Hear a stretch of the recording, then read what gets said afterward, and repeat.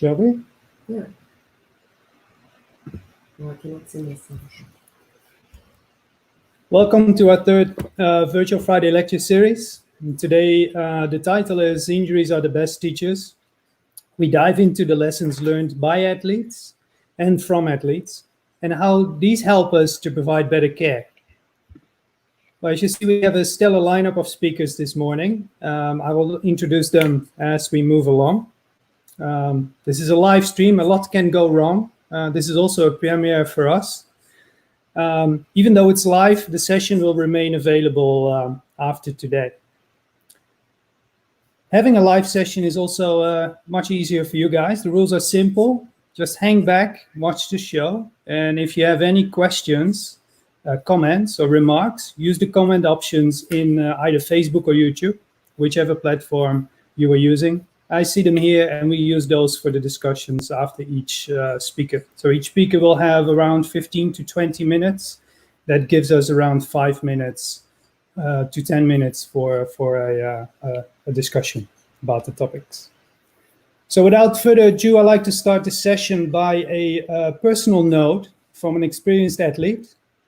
He has some powerful words that sum up the topics of today's lectures.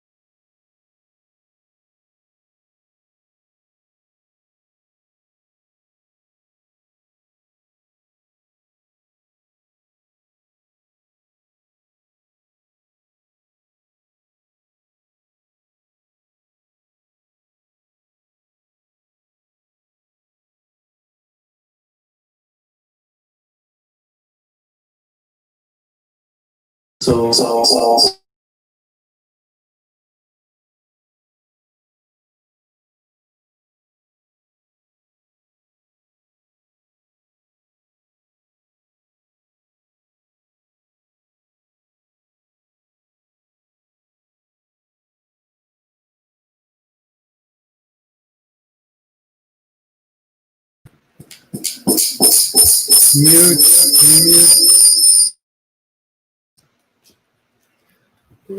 So that's a nice start. The audio doesn't work. We'll fix that. Sorry about it.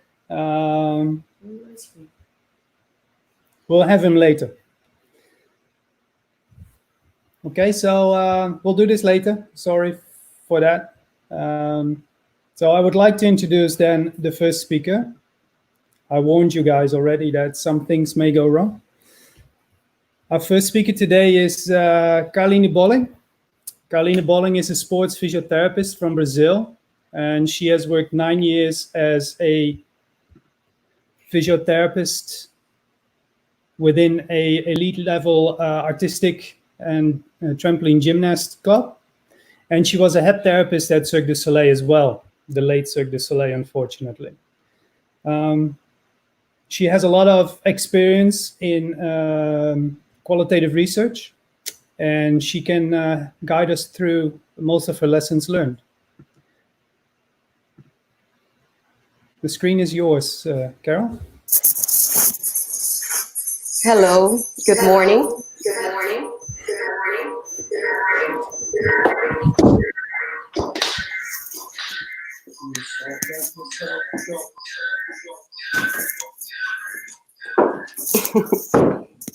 I hope now it's working. Good morning, everyone. And the idea of my talk today is writing for a fall. That's how you learn. And in that case, that's how you learn to prevent injuries. I think my mom used to say, well, when I try to teach you a lesson, you should learn, because when life tries to teach you the same lesson, will not be that gentle as I am. The fact is, no matter who tries to teach you lessons about life, you won't understand until you you won't understand until you go through it on your own. That's also something that we know as clinicians sometimes when we try to convince patients to do a specific treatment or to follow injury prevention intervention. Most of the data that I will present from now on is based on my PhD thesis that I defended last November. And it's qualitative research, mostly interviews and focus group, that I conducted with athletes, physios, and coaches from elite international level, the dancers and the artistic staff from the National Ballet in Amsterdam, and also artists and artistic team from different shows from Cirque du Soleil. Well, when I talk with them, one of the findings that I had was that they consider themselves young and invincible, at least for a while. So based on this focus group, one of the artists said, a lot of them, artists, just feel like they are in their 20s. They are indestructible, fucking Wolverine. I felt the same way when I was 20. Or I was pretty much the same when I was young. Your body's still fresh and strong, and you do a lot of things that you can avoid. You go for the risk that normally now I would never do. Sometimes you lose or not, but I don't know what made us do crazy things. And then my question was, what about the young ones? Is there a solution for the young ones? And they just laughed and said, well, the young ones need to get heard. The thing is, so if they need to get heard, why should we bother? It happens anyway. Oh, we know that it's possible to prevent injuries, so we should. The sequence of prevention from Van Mechelen has been able to develop our field, and in over 25 years, we were able to create enough evidence that show that we can reduce the number of injuries on average on 50%, at least in a controlled environment, in trials. And then we start to have another problem, real-world implementation, how we make this happen in our practice. And when we start to do implementation studies, we realize that they didn't know why they should be doing injury prevention. And it's quite difficult to explain that you need to do something if you don't know why. And then education became the new word. But then I would like you right now to stop and just try to think, what does education looks like in sports injury prevention? How you do that? What you do that you call education? And then I would like also to ask, is education really a barrier? Many of the implementation studies shows that education would be a barrier for the implementation, or a way to facilitate if you do it right. But it is about access to knowledge. It is about quality of information. And the thing is, we aim to increase athletes and coaches' knowledge, but how much do we know about their reality, about their previous knowledge, about the lessons that they already got from life? And that was also something that I was also interested. In one of my studies, I tried to understand sports injury in their perspective. So this study I conducted with elite athletes, Olympic and international competition level. They start saying, well, there is symptoms, there is pain, there is tightness, there is this pre-injury feeling. But then the next question is, does it hamper performance? And if it hampers performance or not, it's based on their previous experience. They know that there is a periodization, and the different times in the season, they are requested to deliver different levels of performance. They already know that they can sometimes change their technique or their biomechanics to do the same. They already know how to deal with pain. And if yes, hampers performance, they would say that they are injured. If not, they would say, no, it's not an injury, it's just pain. Next question will be, can I still play? And again, some elements that are quite related with their previous experience. Importance of the competition. They know that some competitions are more important than the others. Pain coping strategies. They already learn how to deal with injuries and pain. And also their general experience about their body. And then if they can still play, the next one would be, can I manage myself? Again, the autonomy that they have for the training schedule and how much knowledge they have and how they can modulate their own load sometimes. Experience with past injuries. Oh, I already had an ankle sprain. I already had a low back pain. I know how to deal with that. And with that, they would not say anything. But if all of that doesn't work, they look for help from coaches and medical staff. But this will also depend on their previous experience about how this staff communicates, how much trust they have based on previous experience as well, and their perceived competency of those teams. So thinking about the education, of course, all of us, we say, well, you should report when you have an injury to an athlete. And also we tell that to the coach, hey, you need to inform that. But you can see that there is many things that will be taken into consideration in the decision, for instance, to report or not. Thing is, humans have a distinctive ability to see themselves in a historical light. As temporal beings, we can look back to the immediate or more distant past, ponder the present, imagine possible futures. We are fundamentally creative beings, shaping history and culture, while also being shaped by structures, policies, practice, and the ideas of past and present. And this quote, it's from Paulo Freire. He was an education philosopher from Brazil. And you can see that it's from a while ago. But if you think about the flowchart that I just presented, that's what the athletes were doing in that flowchart. They were exactly analyzing past, pondering present, and imagine possible futures. And we do that all the time. Well, the athletes already knew that. They said that injury prevention, it's a learning process. So this circ artist mentioned, with an injury, you learn with experience how you can prevent in the next time. You know you did wrong, so you learn from your mistakes sometime. It's a learning process that never stops. On the other hand, an athlete also mentioned, because it is a trial and error. When you are young, you get some injuries. After that, you realize that you can also prevent it, or at least prevent it get worse, or prevent that you need to quit at all.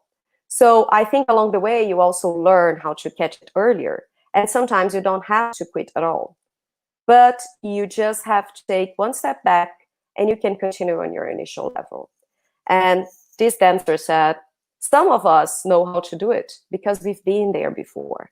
But it's kind of unfair to expect that young dancers know. So you can see that the athletes understand this learning process and see the value of injury, because injury, it's an experience for them. So when we talk about education, the question should just be how we educate. If injuries are being such a good teacher, what are we doing wrong that we are not being great teachers? So what we do usually when we educate, we give booklets, videos, apps, experts view, educational talks, workshops, websites, social media, a live stream like I'm doing right now. And what we do when we do that, we assume that athletes and other professionals from practice cannot contribute to the process of sports injury prevention. We assume that our knowledge is better than theirs. So to save time, let's just assume that I know everything. But I expect that you all will be independent, innovative, critical thinkers. But please still do exactly what I'm asking you to do. Well, I think we have been doing that. And I will put again Paulo Freire, the same philosopher that I mentioned before. And he criticized what he called the banking concept education, where knowledge is a gift bestowed by those who consider themselves knowledgeable upon those who they consider to know nothing. The teacher presents himself to his students as their necessary opposite. By considering their ignorance absolute, he could justify his own existence. Any similarity with the way that we usually plan our education strategies? We come to a pitch or to the field, and then you just say, now I'm coming with knowledge of how to prevent injuries, without considering anything that they had before or any other information. And maybe you can say, oh, implementation science do that. They go there and talk with people. Do they really have the feedback changing strategies? Do they really allow the athletes and the coaches to co-create? So Paulo Freire criticized banking education because he imagined that with banking education, the concept of knowledge, it's neutral, static body of information and skills that are passed from the teacher. We just fill the student, and in our case, the athlete or the coach, with a static knowledge. While the problem-posing education, that was what he proposed, the knowledge is constructed and contested. The focus is on posing and addressing problems, and questioning, critique, and debate are encouraged. In this case, it's kind of the learning process. It's something that the teacher and the student are in the same boat. And this knowledge, it's dynamic. And I can see that when we deal with patients, we sometimes know that, especially as clinicians, when we are in that process of treating.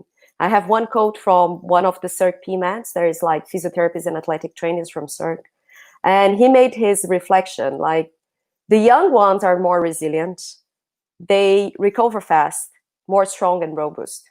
Everybody's different, physiology, everything, mental strain. The young ones don't have as much recurrence stuff. They have acute ones. But the older ones have more of the recurrent stuff. In the same time, they know more about how to manage than the other young ones. Some counts with experience, managing and knowing their bodies. So if we think about that, you can see that he's taking into consideration who and how. And making a parallel, for instance, with school education, we don't teach the same way for a kid 8 years old in school as we do for a 15. It's different content, but also different learning strategies. Do we really think about that when we try to teach? I don't think so. So how should we do it? Well, these are some of the concepts that should be embedded in a critical thinking. And that's what we're supposed to be learning to our athletes.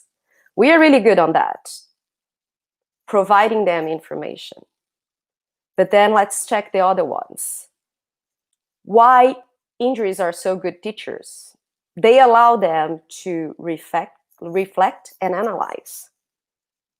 They allow them to reflect, make changes, trial and error, analyze the answer, and then reflect again. You can see, and I had many times when I give an exercise to an artist or athlete, they question me, why are you doing that? So, and this is also part of the learning process, this education. They can structure arguments, they can debate and say, I don't think this is working for me. And I saw many times that a clinician say, well, they don't understand, or they are questioning what I'm asking them to do. Well, it's part of education. They should question. Maybe they will come up with something that it's more related to their own act or their own sport than what I say that would be the ideal. So maybe if I just give them an idea of what I want to achieve, and then we can use the creativity that they have to build up together. And with that, they will also commit themselves to the process of the learning. You can that, when you look to this image, that yes, injuries will be the best teachers, because you have all this process going on. And they already mentioned that when they talk about the learning process. So I think the message will be empowering will be the solution. Education needs to be in a different way. And I gave here some ideas from Paulo Freire, that it's from a while ago. But you can use more modern education philosophers that by the end just bring a similar idea. You need to include them. So we need to facilitate the learning process. Let the athletes and the coaches be co-creators in the process. Give them ownership. Be bold, be open, and build solutions together. If athletes are riding for a fall, I feel that sometimes we are doing the same. But the thing is, when they fall, we fall too. And if we think about education, I like to think that maybe what we should try to do, it's what we do when we try to teach a kid how to ride a bike.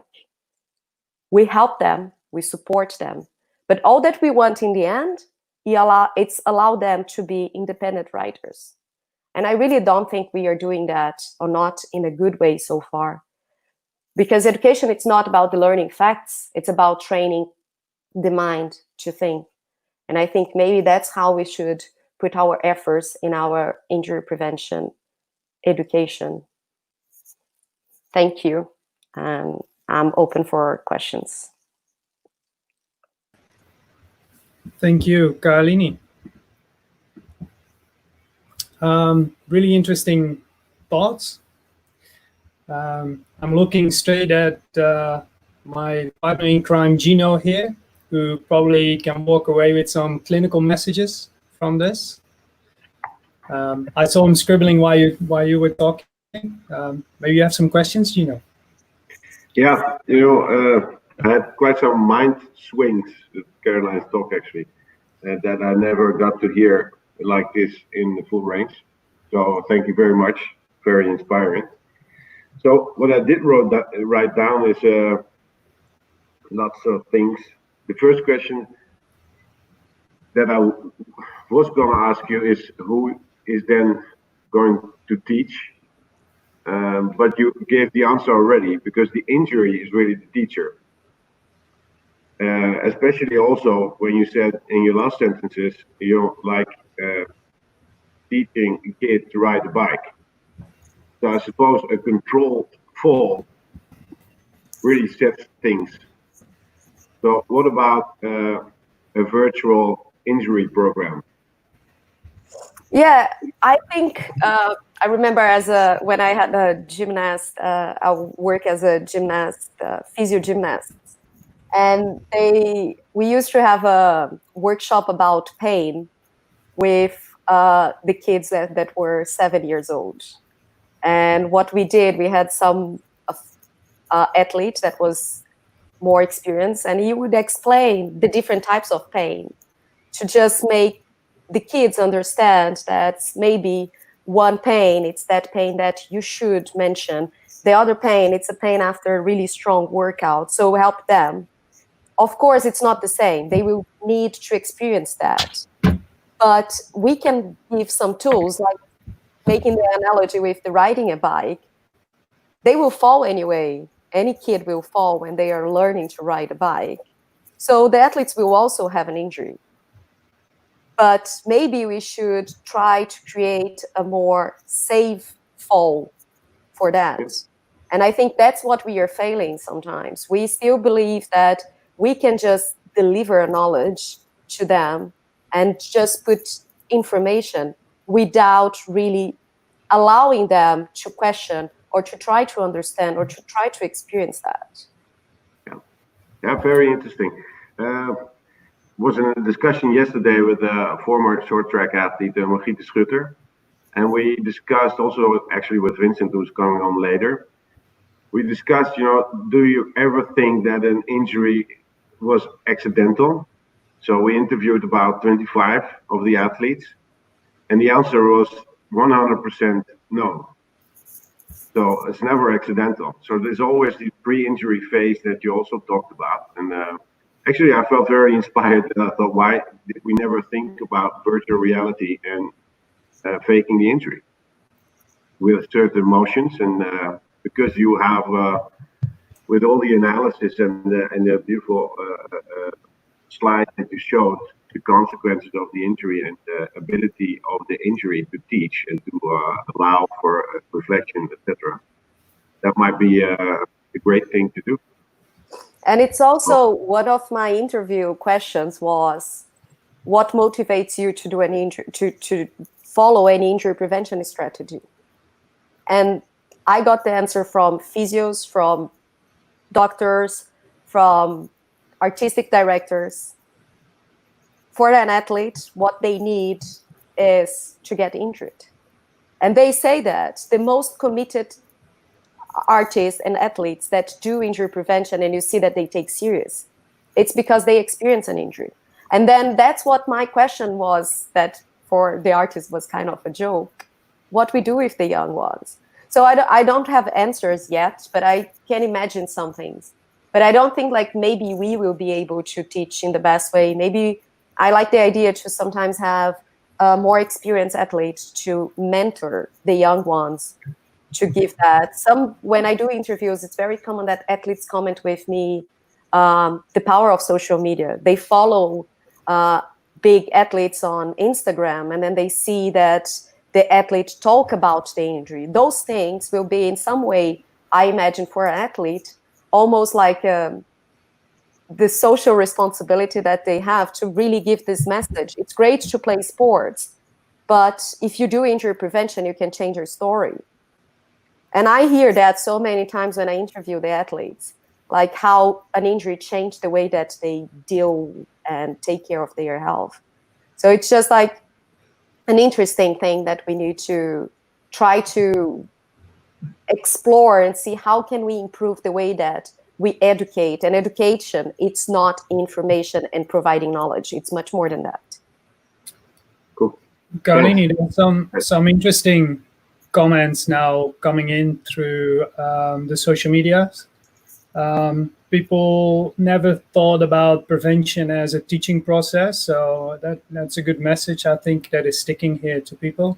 But there's some questions now how to operationalize this. Do you mean that we need to co-construct interventions, or do you have any other suggestions to operationalize this teaching into our preventive efforts? I think, first of all, we need to be critical thinkers. We should not just get the information from the papers and try to put that in practice. So we start with us being critical thinkers. And then when I say about co-creation, I have a good example. I used to have a artist from German Wheel Act. So it's one of the circ acts that they do acrobacies in a big wheel. And he had a shoulder problem, and I knew exactly what he needed, but I didn't find any way that I could put this in an exercise, because it was a specific range of motion and he was upside down. What I did is I came to him and said, that's what we need to find a way to do it. But of course, he couldn't have the wheel every time that he would like to do exercises. And then he came with a completely different strategy, that he would be upside down in one specific of the gym apparels that we had. And then he created the exercise. And maybe that's kind of the co-creation. Another thing that I do very often, they already have their warm-up. We know that. Athletes usually, they have their routine, and it's almost religious. That's how I like to warm up. That's how I prepare for competition. Why don't we try to integrate what we want and we know that might help them to what they do? So sometimes I usually say, show me your warm-up. And then I see which elements of injury prevention I can include in their warm-up. And I'm kind of lucky, because I always work with either elite athletes or high-performance artists. So I can be just making an individualized program. So if you can do that, why should we just get the cookbook and try to deliver that? So it's really about, when I say about co-creation, and also respect when they debate with you, that they say, I don't think that this is helping me. Listen that, when I did this exercise yesterday, it bothered my back. Oh, but it's important. It's because you were too weak and you need to do more times to finally be strong enough. No, if they say that they didn't feel well, you can be sure they will not do it. So just listen, but allow them to question, to argue. Certainly some good lessons for us to take home to try and be more effective in our care for athletes here. Thank you very much, Carol. Okay. So next up today is our good friend Rod Whiteley. Rod, you're live. Hey, how's it going? Hey. All good. All Let me right. just So, introduce you briefly. Rod is a sports physiotherapist at the Aspetar Sports Medicine Hospital. He's also the Assistant Director of Clinical Projects and Quality. He has worked with a number of professional and international teams and individuals in rugby league, rugby union, baseball, football, squash, and athletics. So without a doubt, a vast experience with a lot of lessons learned there. And I'm sure he can share a lot of those lessons with us. The screen is... dankjewel, Evert. Nice warm morning here in Doha. Looking forward to it warming up a little bit more on on Monday. But for now, thanks obviously for the opportunity for joining you here. And this talk actually, or firstly, we need to get our declarations out of the way. And the main declaration I have is that Evert tricked me into giving this talk. You see, I was walking down the street in Amsterdam for some comedy purposes, and I ran into Evert coming out of this shop. And I asked him, Evert, you're married to a physio. Why are you going to see a masseur for your sports injury? And he said, well, it's only 25 euros for half an hour, and she makes me feel happy. I really like coming here. He also mentioned something, I think, about impotence, but I can't be sure. But that got me to thinking about should we as physios or healthcare practitioners really be in the business of trying to make our patients happy? So the cliche here is, in life, the challenge is not so much to figure out how best to play the game, but to figure out the game that you're playing. And if I wanted to translate that through across to the physio world, and I'm not sure why my video is showing up looking like that, because this is actually a photo of me here. But what I want to spend the rest of the time in this talk on is figuring out if we're making our patients better. And that's the measurement we should be doing. Measuring our patients, if they're getting better, that will let us figure out if we can make our patients happy. And the guys who teach us the most about this are the surgeons. And it was a really smart surgeon who told me a long time ago that there's absolutely no condition that can't be made worse by orthopedic surgery. So if I give you just one paper about this, and in putting up this paper, I particularly don't want to let you think that I'm casting any kind of aspersions against these authors. These are fantastic authors and absolute icons in our area. But the mistake that they made was they actually put into their outcomes that were from the perspective of the patient. So, and you don't really need to know much about shoulders or shoulder injury. It's something I'm interested in.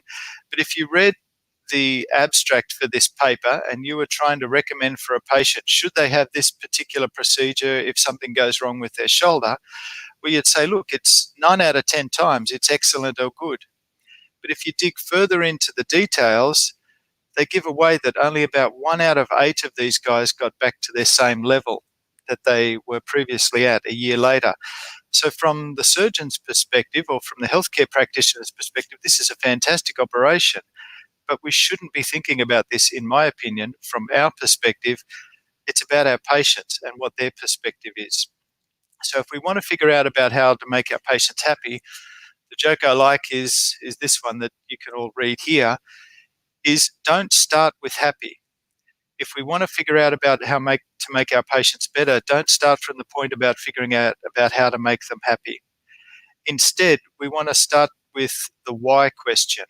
And the why question is, why do patients go to see a physio, a doctor, a surgeon, or whatever else? Now, that's not to say that I completely dismiss this idea of asking about patient satisfaction, and we'll touch just briefly upon that at the moment. And in this regard, in the 15 minutes that I've got, I can't really go through all of the research that talks about what makes a difference between satisfied and unsatisfied patients. But if you wanted to screenshot one slide from this talk, it'd be this one, and go and read these 4 papers. Now, my distillation of these 4 papers is that what our patients want is mainly 4 particular things. They want us to be able to communicate with our patients. We need to actually be good at what we want to do. We have to tailor to our patients, and we have to be organized. And the stories that patients tell about the things that make them upset about their healthcare practitioners, I think, are really relevant here. And each time you play back in your mind how an interaction went with a patient, think about if your patient said something like this. One in particular that I'm going to focus in on here are the explanations that we give our patients, because I think, especially in the area of patients who present with pain, this is a crucial area that we can all get a little bit better at. Because in my opinion, one of the big differentiators between good and bad healthcare outcomes is how well the patient understands what's going on. And when your patients come to you in the clinic, I feel like they have 4 main questions that they want answered. They want to know what's wrong, what's going to happen, what they can do about it. And they may not tell you this, but they actually care about the costs. And here I don't just mean the financial costs. I mean, you want me to do how many exercises, how often? You want me to have an operation? You want me to take these medications? You want me to give up my practice? These are the costs that are associated with any intervention that we give.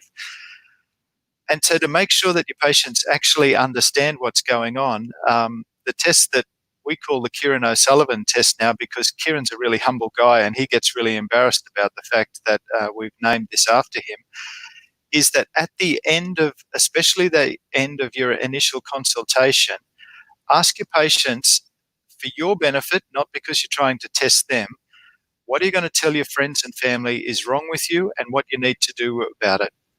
I guarantee you, you're only going to have to do this once or twice, and you're going to realize that when your patients say, yes, I understand, they do not understand when you get them to teach them back. And it's not just accidental clinical observations that make me think this. There's actually been a reasonable body of research evidence for this.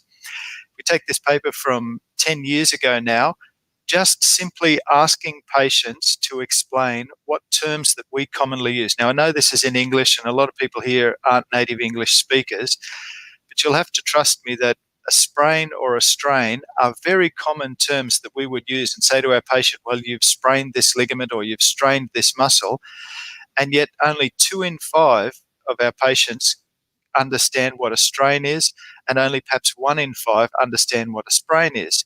Now, they'll say they understand, but if they get this completely wrong, they don't know what's going on with them. And why does that matter? Well, this is perhaps one of my favorite bits of qualitative research I've ever read.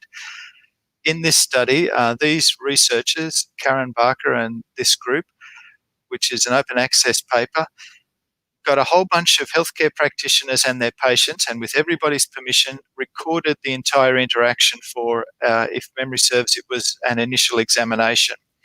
And then afterwards, they got the patients back and they played back parts of the initial examination, and they said, okay, your practitioner said the following thing here. Tell me what that means. And if I was to use words that said to the effect of, look, you've had this problem for a long time now and it involves nerves, or if I framed it in medical speak, which says it's chronic and neurological, these are the kind of things that the patients interpreted by that. And if I just said, okay, you've got a chronic neurological condition, do you understand? Yes, I understand. These are the kind of things that the patients actually understood what you were saying. So crucial first lesson to come out of this is at the end of that first session or during your first session, realize that the patient is thinking 4 questions that they want answered, I should say. They want to know what's wrong, what they can do about it, what's going to happen, what are the costs, and to figure out if your patient knows that, get them to try and teach that back to you.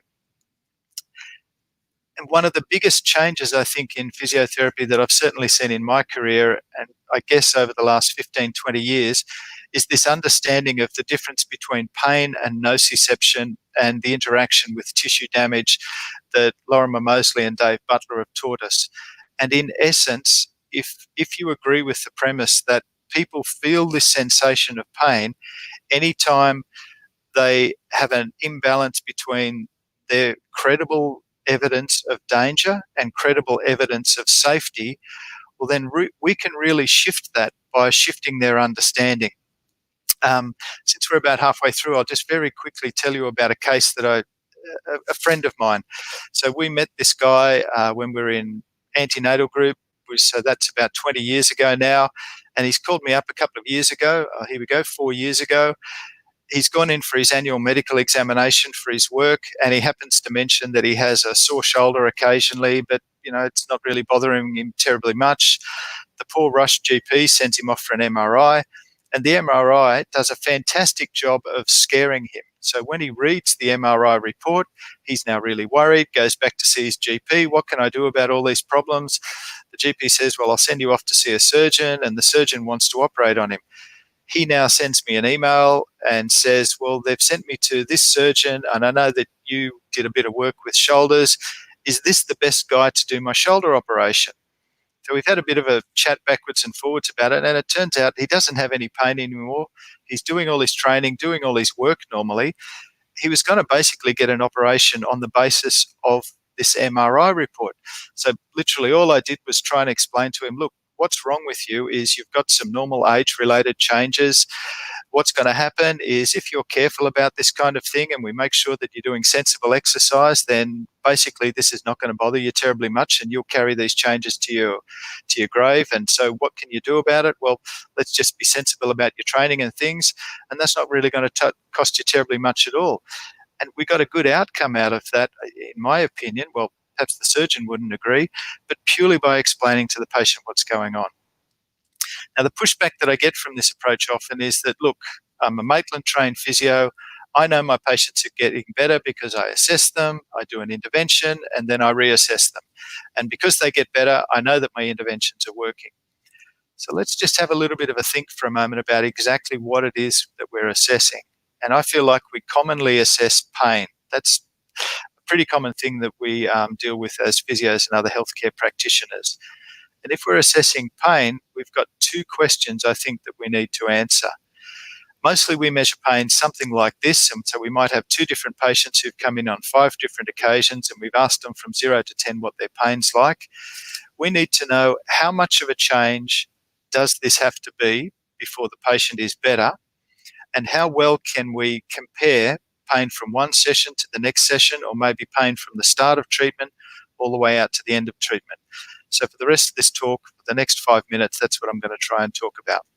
So question 1, how much better is better for the patient?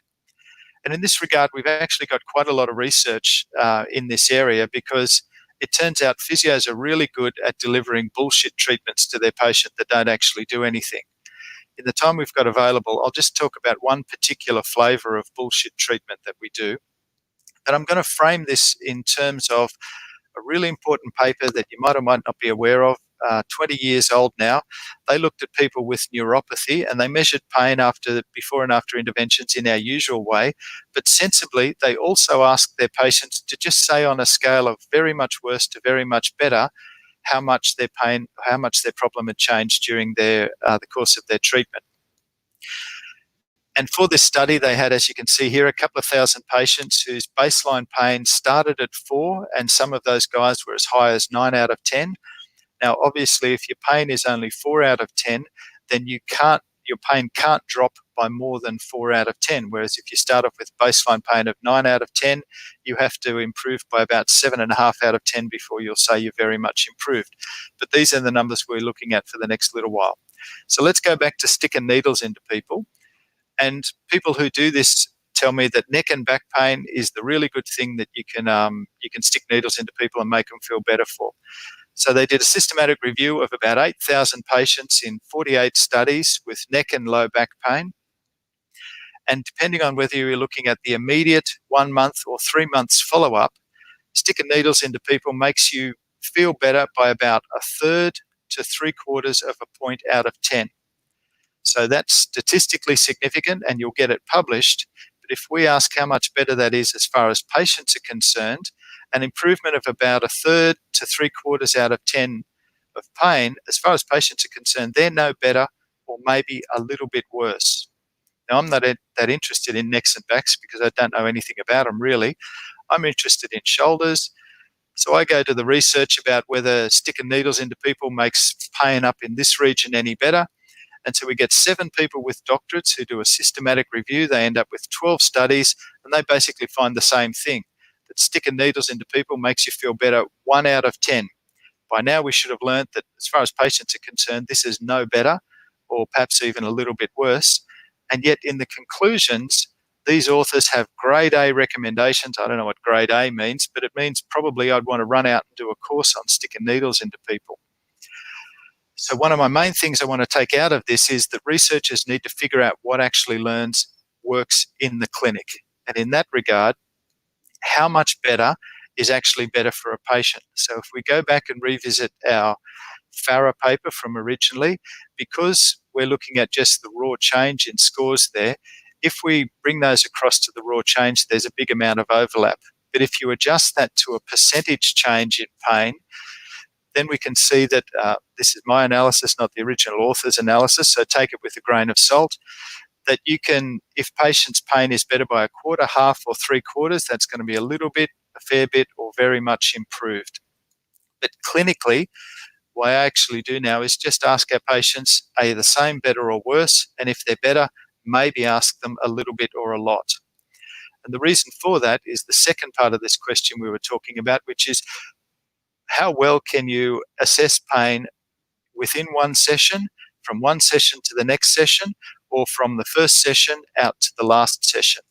And here I'm indebted to my friend and colleague Vas Korakakis, who's done this research here at our place.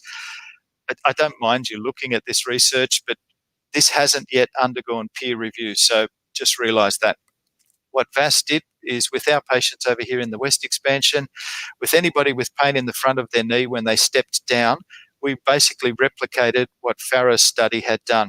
I just need to very quickly explain these graphs to you. So I've now overlaid the raw pain change score and the percentage pain change score here. So your pain can get 1, 2, 3, 4 out of 10 worse, or it can get 1, 2, 3, 4, 5 up to 10 out of 10 better. Or you can look at it as a percentage in the orange graph here. And then we look to see whether there were significant differences between any of these categorizations via any of these measures. So within a single session, it turns out that all we can really do is ask our patients if they're the same, better, or worse. Worse is different to the same. Worse is different to any of the categories of better. No change is different to any of the categories of better, but there's no difference between a little bit and a lot improved by really any of our measures. So within a session, same, better, or worse. Compared to the last session, it's not quite as good. All we can really do is see if there's a difference between worse and the same or better. And you can see here that the same and better are basically indistinguishable as far as scoring it from 0 out of 10 as absolute numbers or percentage. And going from the start, so good, bad problem to have is we didn't have anybody get worse over the course of their treatment, but all we can really say is compared to the very first time when you started turning up here, are you any better or not? So no change is different to the different categories, but we can't really tell a whole bunch of difference between those categories of improvement. So the summary slide, what I think you should be doing in the clinic to figure out if your patients are getting better is after your initial exam, make sure you ask your patients what they're going to tell their friends and family is wrong with them, what's going to happen, and what they have to do. And during any given session, if you're trying to figure out if what you've done helps, ask them, are they the same, better, or worse? Have they improved since they started coming here? Or since last time, are they better or worse? I think that's my time, so we'll get back and ask Everett or Carolyn how his impotence is going.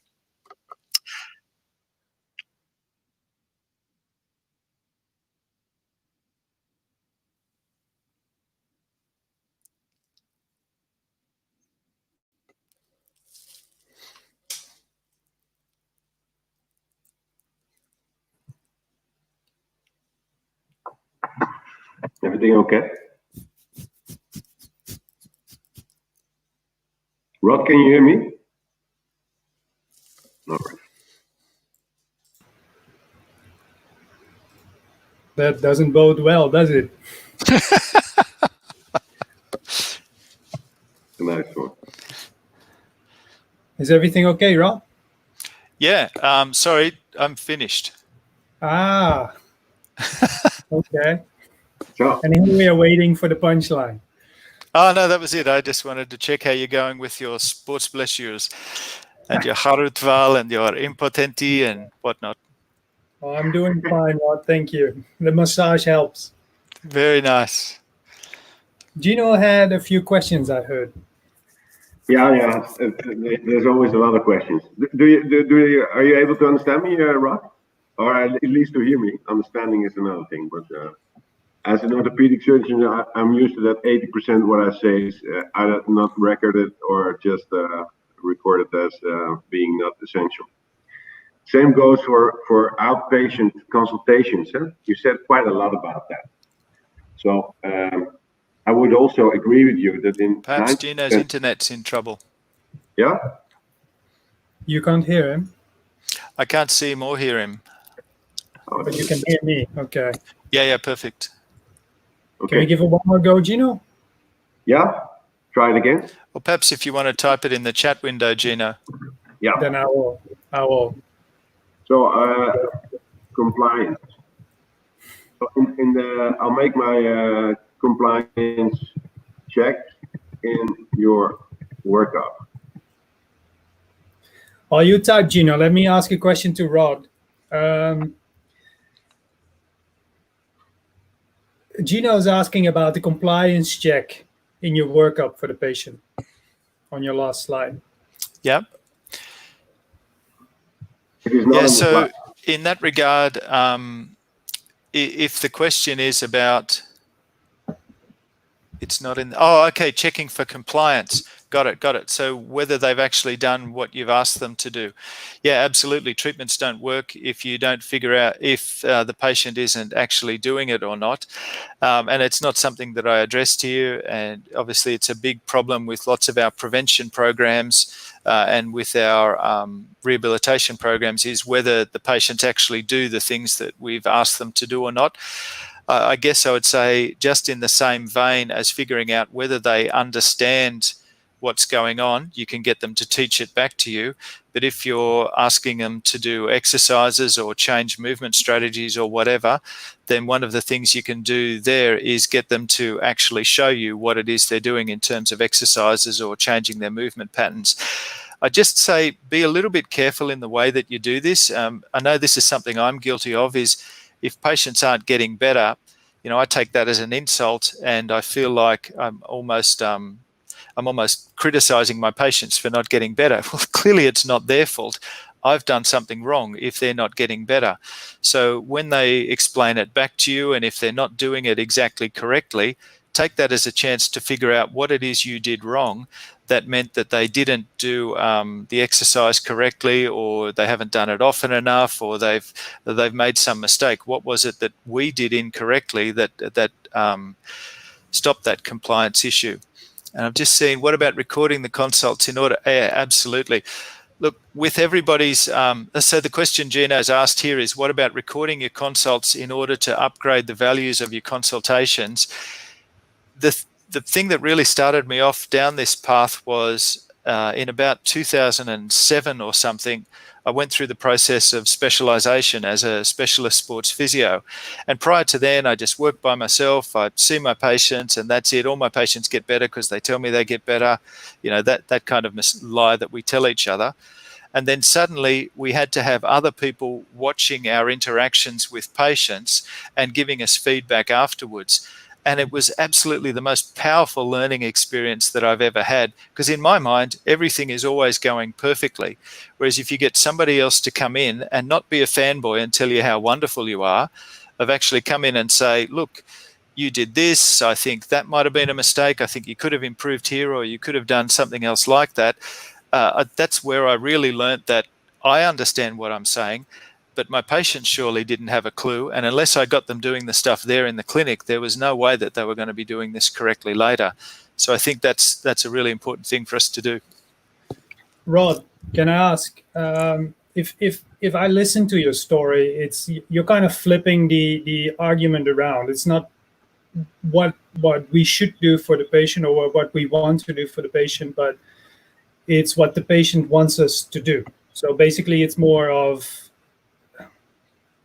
a market type of approach. And we've discussed the idea of design thinking before as well, where we should tailor what we do for the patients around their wishes, their beliefs, their needs.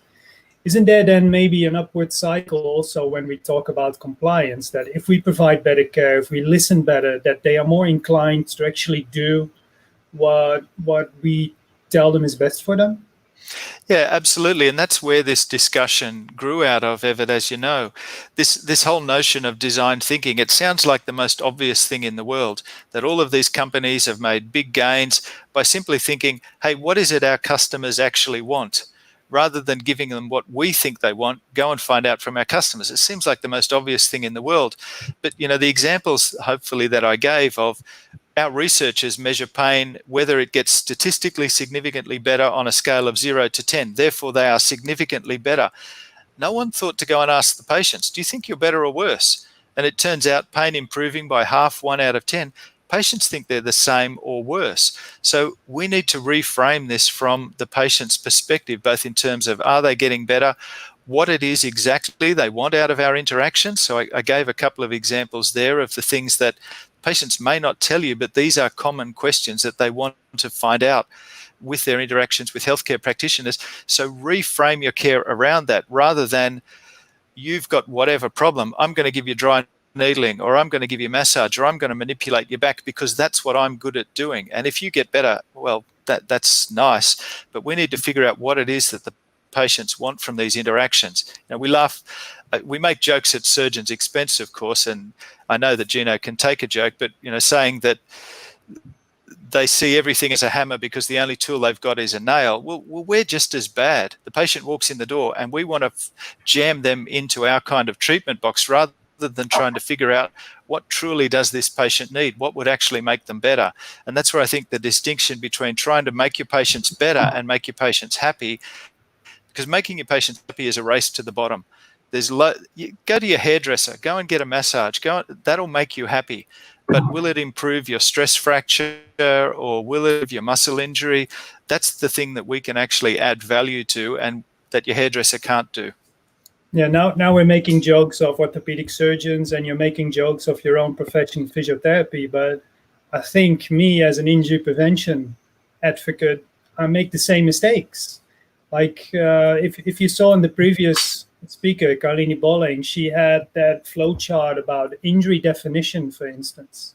I come into a club with exercises that prevent injuries that are injuries in my definition of injury. But if you talk to the elite athletes, my definition of injury doesn't fit their definition of injury. They say, oh, this is not an issue for us. This is just pain. We deal with that.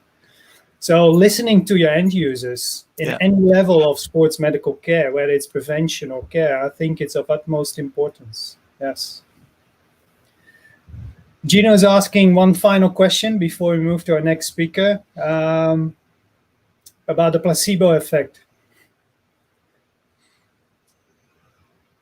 Absolutely. And look, and regression to the mean, that just getting any kind of treatment, people are going to get better, or just with time, people are going to get better. But I think that puts the onus back on us to think about the cost of it associated with what we want to do and marry that up to the benefits that they see. So if, for example, we got similar outcomes from, let's say, at one extreme surgery, another extreme giving a patient an information leaflet, well, the costs associated with those two are very different. So you need to weigh up, look, is this doing very little or nothing, given the cost of the treatment that's on with that in terms of time and pain and disability and all of the other things that go along with it. We really need to weigh up, are we actually making our patients better? And look, trust me, on the governors and the people who are paying for this, that's what they're going to start to measure, and they're going to stop paying for things that don't actually work. They're going to They're no longer going to be paying for things because people just want them. Eventually, because limited health, we've got to be in the business of making our patients better, and that means being able to actually measure if we're getting them better. Thank you, Rod. Thank you very much. Really insightful talk and many things to think about. So let me get our next speaker online here. That is Vincent Houtebarge. Let me briefly introduce him before I give him the floor, the screen. Vincent is a former professional football player, and he has suffered his own share of injuries. Now he's the Chief Medical Officer of the Football Players Worldwide Association, FIFPro. And we are very lucky to have him also as part of our team here in Amsterdam. And he's going to share with us some insights from professional football. The floor is yours. Thank you. Good morning. Thank you, Evert, obviously, to provide me such a kind introduction and provide me a few minutes to talk about what beyond injury is in professional football and in professional sport in general, I must say.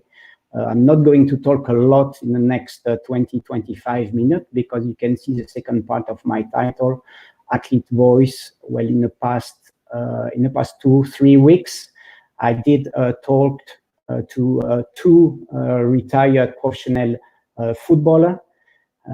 Sarah Gregorius from New Zealand. She played 100 caps for the New Zealand national team.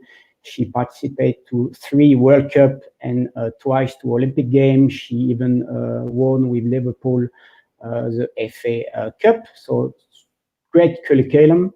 And I spoke also with Jeremy. Jeremy is also an elite professional footballer who is retired now since a few years. He played more than 100 caps with the national team. He is an Olympic champion in 2000. He won gold, and he played for Real Madrid, Chelsea, Newcastle, Middlesbrough, and he won many trophies, Champions League, Premier League, and La Liga. So I talked to them in the past 2-3 weeks. I talked to them about the injury that they suffered during their career, the consequence of injury, obviously. But I also asked them what's beyond injury, because generally we focus on injury. It's our main outcome measure, which is fair enough, because injury impairs us in terms of athletic development or performances, but it also affects our quality of life. It also triggers the occurrence of other health conditions, either on the short and the long term, and it's what I discussed a little bit with them as well. So it's obvious that injury is common in many sports, in recreational sport, but also in professional sport. Actually, in professional sport, I believe that it's part of the deal. It is an occupational hazard. And if we focus on knee and ankle injury, and you'll see why I'm focusing on knee and ankle injury in a few minutes, we see in my sport, football, soccer, knee and ankle injury account for 1/3 of all injury. So it's quite a large problem in professional sport, and it's more, of course, than in other sports, as you can see. And obviously, those ankle and knee injury can be recurrent as well during a career and can lead to a long-term health problem. So the first question I asked to both Sarah and Jeremy is, did you suffer from severe injury during your career? And we are going to hear Sarah first. Suffered from 2 major injuries in my career as a professional footballer. The first was a Lisfranc fracture in my left foot, which kept me out for about 6 months. And then the second was I tore my ACL and did some damage to my meniscus, which again kept me out for, I think, 7 months in total. And yeah, took me away from a lot of activities that I care about, most of all football, and in particular international football, which was very difficult thing to go through at such an early stage in my career at that point. My Lisfranc fracture, it was largely down to club, but I was in New Zealand, so the club environment over there is not very professional. So it actually took a lot longer, and it was actually, this happened for both my injuries. At first it was misdiagnosed, my Lisfranc fracture, until I think about 6 weeks after it occurred that they did the weight bearing x-ray, which shows the torn ligament and the separation of the bones and things like that. And then for my ACL, it was managed almost entirely through the national team. So I very quickly was able to get in for surgery, and I worked very closely with the physiotherapist and the doctor to get back as quickly as possible, because it also occurred, I think, about maybe 18 months out from the World Cup as well. So there was a real reason to, I guess, expedite the process.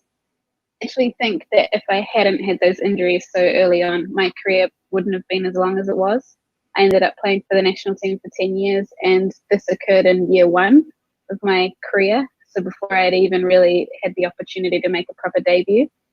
And it taught me so much. It taught me a lot about how important it is to be physically resilient, particularly for someone of my stature. I'm not the tallest or the heaviest of players. I don't hold a lot of muscle. It's not really in my makeup. So it taught me a lot, and obviously about the importance not just of rehab but of prehab. So I paid a lot of attention to prehab during my career as well, to make sure that I was never the one to blame for an injury occurring. Like, obviously injuries happen in football, there's nothing you can really do about it, but I didn't want something to occur because I wasn't strong enough, or I hadn't done everything that I needed to do to make myself as resilient as possible. So I think if I hadn't learned those lessons so early on in my career, I don't think I would have actually had as long a career as I've had, which is a strange way of looking at it, but I firmly believe that. So I asked the same question to Jeremy, and strangely enough, he did not suffer from injury during his long career and successful career at a very elite professional football level. So the logical question that I asked him is, what was your secret? The secret, I would say, there's a lot of things to do. First of all, of course, as I said, as I mentioned, football is a sport contact and physical. You need to be ready physically, and to be ready physically, you have to train very well. You have to prepare your body because there's a lot of kind of injuries. For example, muscle injury, bone injury. You can have accident injury, but you have to prepare your body to face this kind of competition.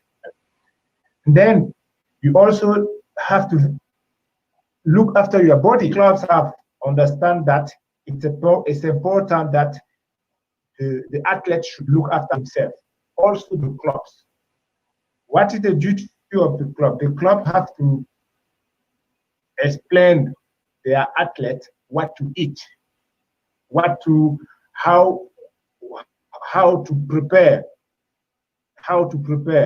But the main things is yourself, because if you expose your body, because I always say that the body of a footballer, because we are in football, is like a gun or a soldier.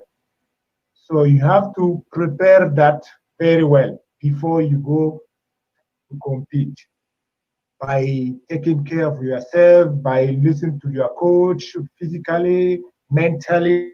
This is also important to say that. Today, most of the clubs are investing a lot in player, looking after themselves, taking the big physical trainers, and also putting people around them to advise them how to look after themselves. You have to, if they said you have to sleep 8 hours, or if after one training session you have to go and rest before go and chilling outside. This is kind of things who put you on the good condition to do not expose yourself to injury. So, as mentioned by Caroline during the first lecture, education is key, and it's what Jeremy just explained, that taking care of yourself as an athlete, as a player, it's very important, and obviously to do so properly, you need to have sufficient information, sufficient knowledge about the things that you can do in order to reduce the risk for injury. Sarah had 2 major injuries at the start of her career, and I asked her how she did prevent recurrent injuries subsequently. Always down to the individual athlete. It's not so much what you do when someone's watching, it's what you do when nobody's watching that makes the biggest difference, I think. So time spent in your own home, stretching, taking yourself to a swimming pool, for example, for recovery, or making sure that even though something isn't in your training program that's been given by your club or your national team, but you know that it works for you and your body, making sure that you find time to do that, because nobody will understand at an individual level your own body as well as you do, particularly the longer you get through your career. So I think for me, it's understandable that there are different approaches, but I think the most important approach is the one that the individual takes with themselves, for sure, because you spend the most time with yourself and you'll know what your body reacts to best.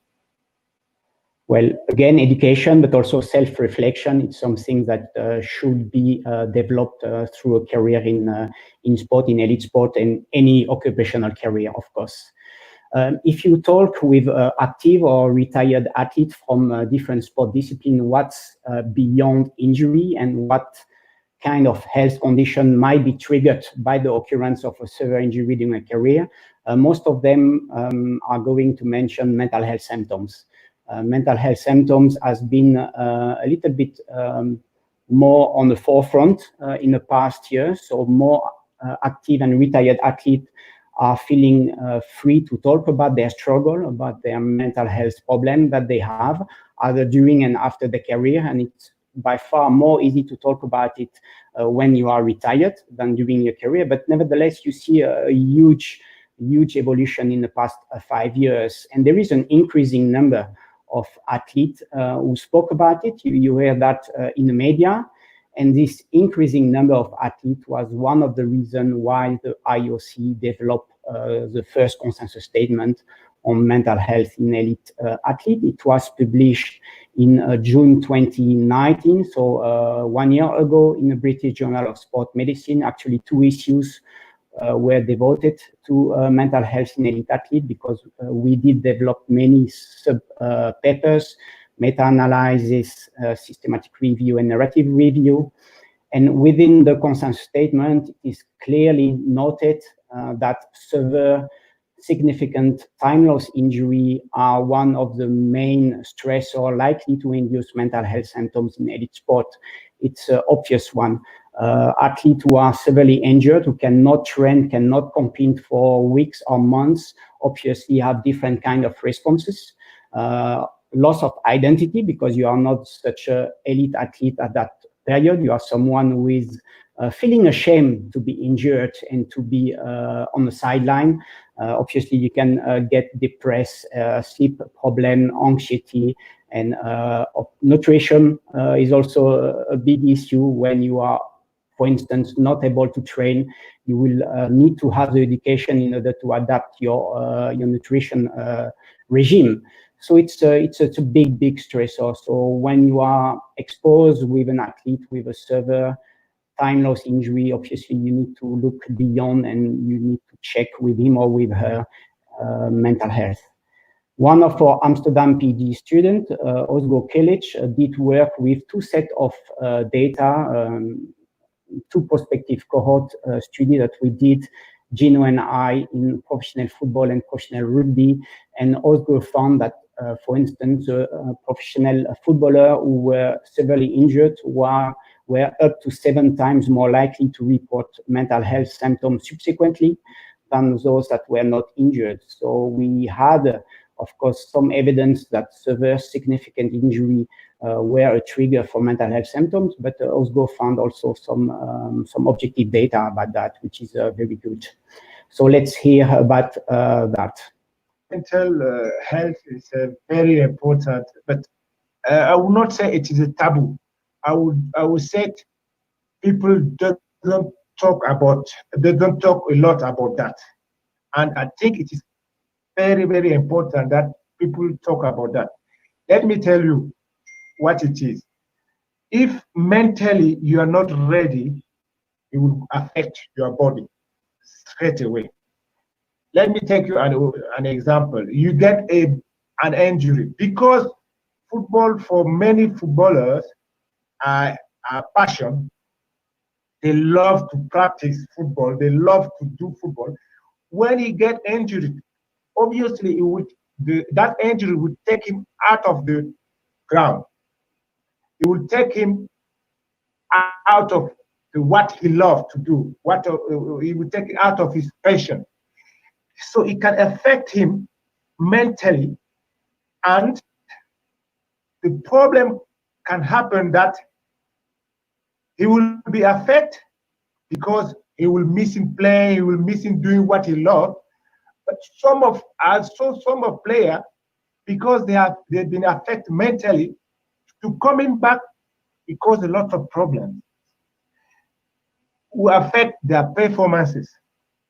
So I think today we have to talk a lot about mental health, because obviously in general, if mentally you're not ready, you cannot express or you cannot do what you like. This is in general.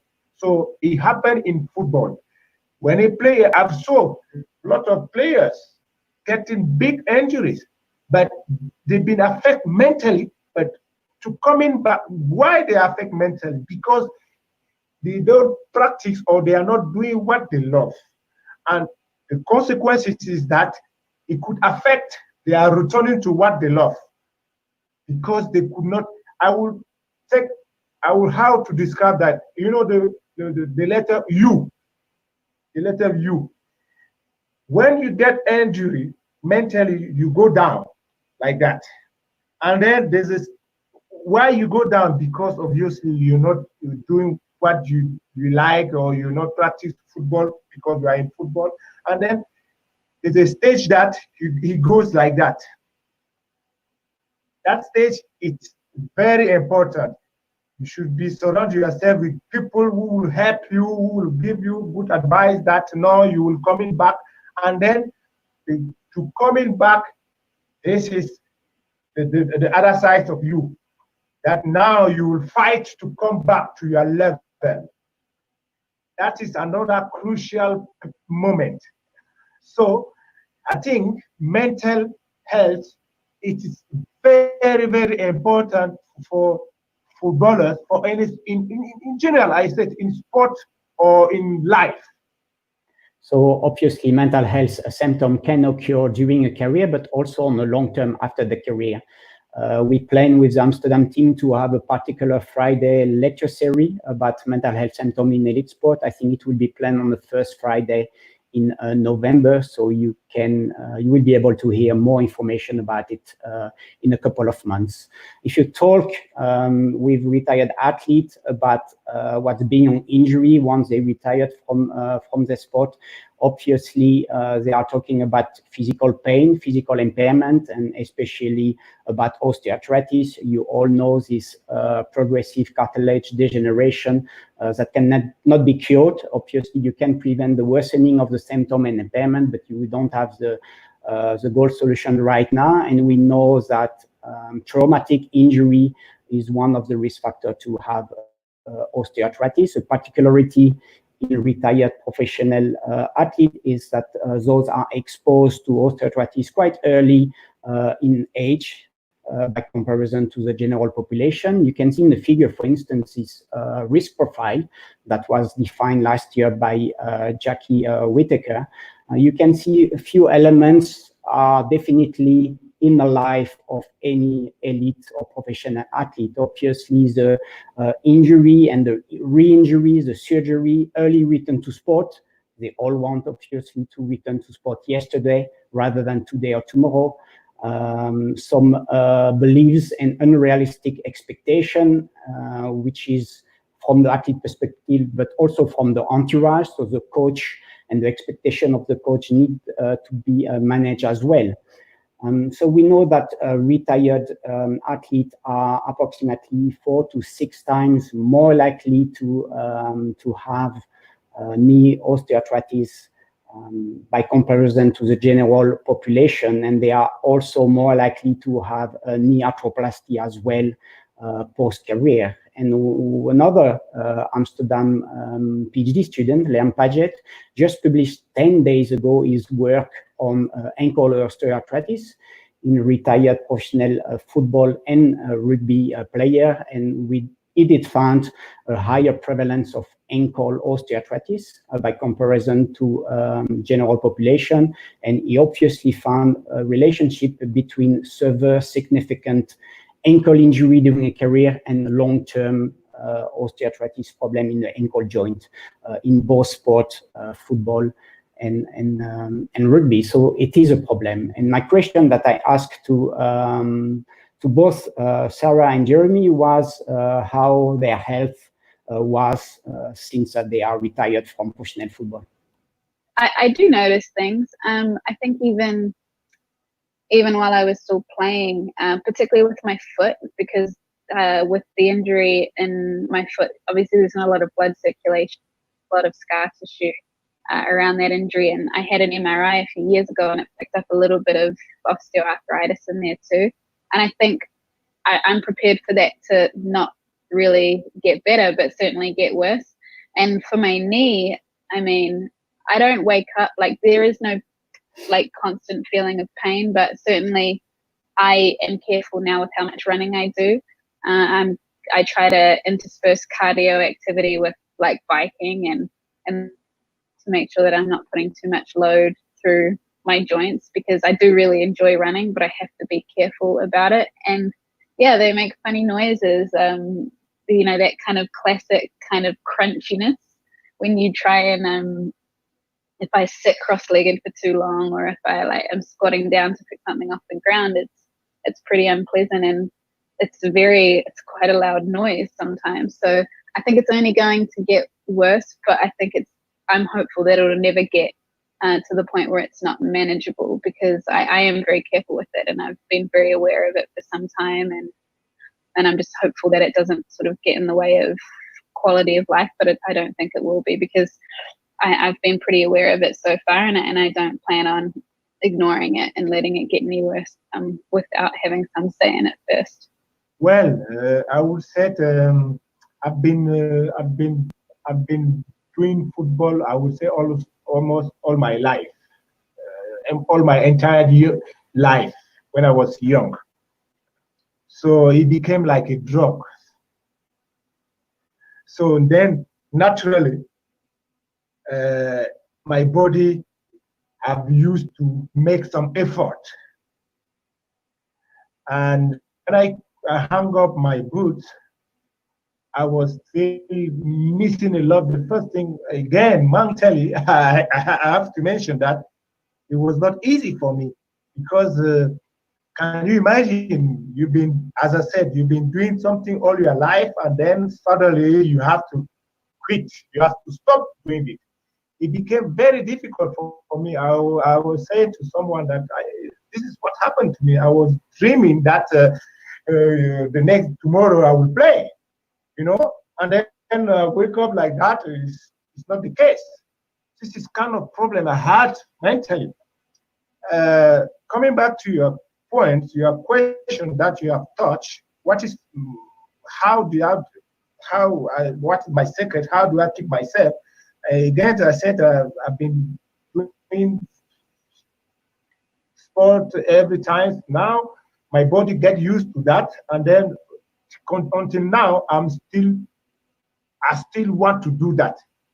But obviously, with the age, I cannot do what I was doing when I was young. But I'm still motivated, determined. If you see me doing things, you think that I'm preparing to compete. Even those that I'm going to train with, they said, "Oh, Jeremy, we are not compete. It's just for fun." But it's because on my mind, I've been competing all my life. It became like an habit. It became like an habit. So and myself, I am a type of person that I love challenges. I love, again, because I've been doing that all the time. So that's what, when I do that, I want to go farther as I can. That is my secret. And also, I have to say that my wife also contribute a lot, because she doesn't give me the food that, you know, that there's a food when you take it all the time. Usually it is a food that many people love, but believe me, there's a food that you have to avoid. Otherwise, you will put some weight on, and you know that when you put some weight on, it became difficult. You expose yourself. For some of a kind of malady.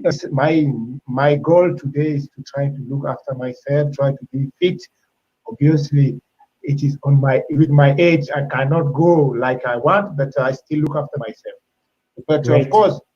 of course, today I've got some consequences of what I've been doing many years ago. If you see me walk now, I walk because, like I said, human body is like a car. A car, when you use it, you drive it, you will have some pieces spoiled. This is the same with an athlete who do sport in the higher level. An athlete body is like a car. You use it, and then in the long term, there's the consequences.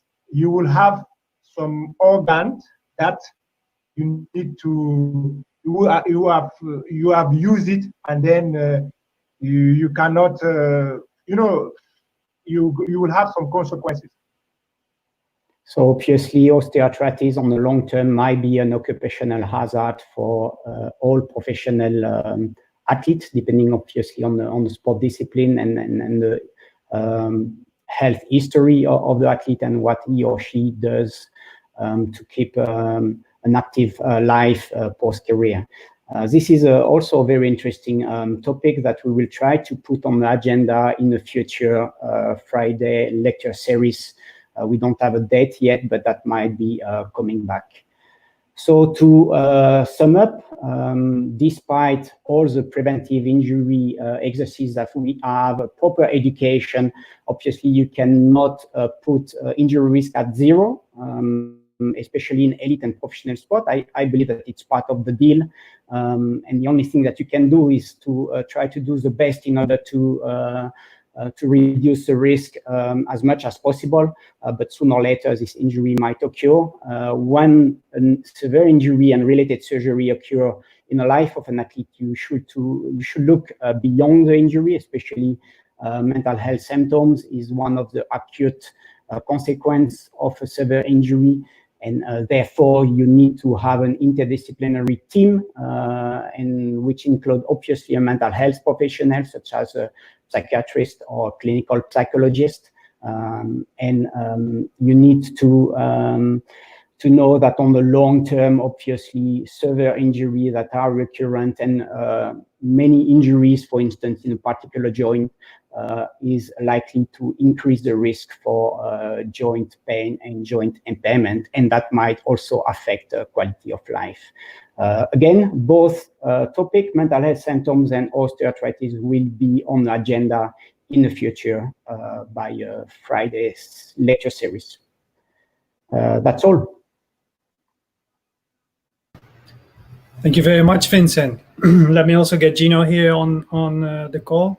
Maybe this is also the perfect moment to show the video that went wrong in the beginning, because I think this adds to this discussion. Not a soccer player, but a trampoline gymnast who also has a story to tell. My name is Rafael Andrade. I'm a trampoline gymnast from Brazil, and I'm part of the national team over the last 15 years. During this time, I became a national champion, a Pan American Games silver medalist, and also an Olympic athlete from Rio 2016. At the moment, I'm based in Germany, doing my training and preparation for the further competitions after Corona pass. As I grow older, I felt like many changes in my body happened, and I'm 34 years old now, and my joints are not the same as it was 15 years ago. So I had to learn how to treat my body better, how to prepare myself better before I actually start training, I start jumping. So now I need to spend much more time on warming up and doing more mobilization exercises and also preventional workouts. So I can keep as an elite athlete to keep on the highest level I can jump.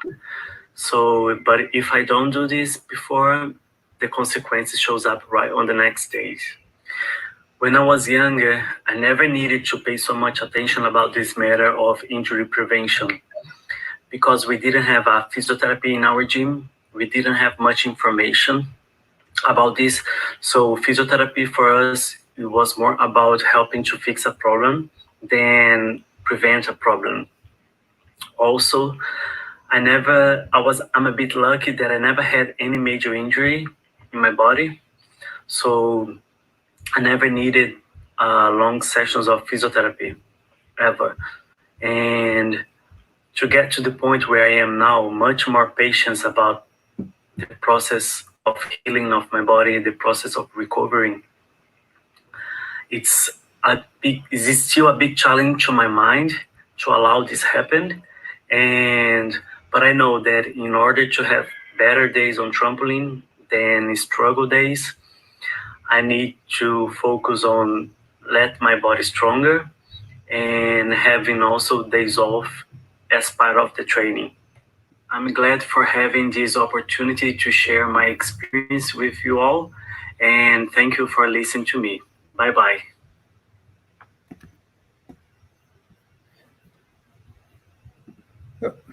I think that is also a striking story that kind of includes all the information in the stories that Vincent has just shared with us. So it's not only a soccer problem, it's an issue that goes around in all athletes from all levels, from all sports.